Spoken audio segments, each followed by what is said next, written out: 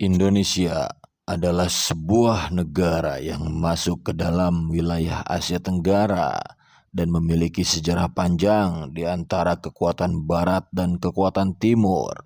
Sejak Indonesia berdiri di sisi netral dan sebagai non-blok, tapi di era masing-masing Indonesia berada di sisi tersebut. Pada masa Soekarno, Indonesia tampak lebih condong ke Uni Soviet di masa Perang Dingin. Tapi pada periode berikutnya, Indonesia sedikit condong ke barat tanpa meninggalkan posisinya sebagai negara non-blok yang mencerminkan nilai 1000 teman dan tak ada musuh. Sampai saat ini, Indonesia meninggalkan nilai liberal asing yang sebelumnya lebih menjadi pragmatis. Melansir dari DEAL International Review, berikut ulasan sejumlah negara sekutu Indonesia, mulai dari Palestina. Indonesia dikenal sebagai negara pelopor yang pertama kali mengakui kemerdekaan Palestina di PBB pada tahun 2018.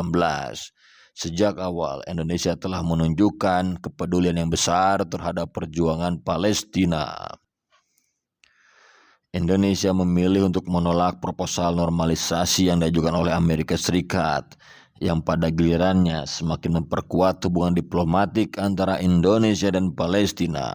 Oleh karena itu, pantas jika Palestina dianggap sebagai negara sekutu Indonesia. Yang kedua adalah Arab Saudi. Arab Saudi mencatatkan sekitar 10,3% dari pendapatan bruto mereka dari sektor perjalanan dan pariwisata tahun 2019, di mana Indonesia menjadi pengunjung terbesar keempat dengan kontribusi sebesar 8% dari total pengunjung global.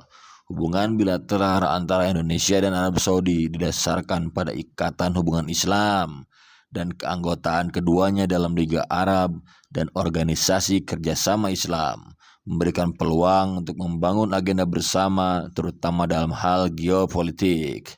Kunjungan sejarah Sultan Arab Saudi ke Indonesia pada Maret 2017 menjadi bukti nyata akan kedekatan hubungan ini yang membuat Arab Saudi diakui sebagai negara sekutu Indonesia.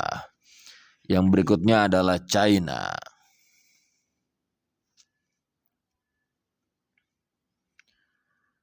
Sejak kebangkitan ekonomi Cina, Indonesia telah menjadi salah satu negara yang paling menarik bagi investasi Cina.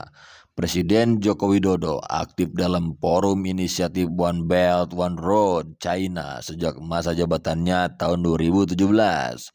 China bukan hanya mitra dagang terbesar Indonesia dengan total perdagangan mencapai 72,89 miliar US dollar, tetapi juga menjadi investor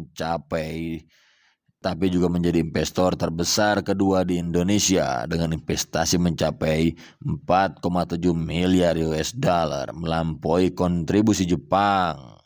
Meskipun merek-merek smartphone China seperti Oppo dan Xiaomi mendominasi pasar Indonesia dengan pangsa pasar 45%, mengungguli Samsung dari Korea Selatan.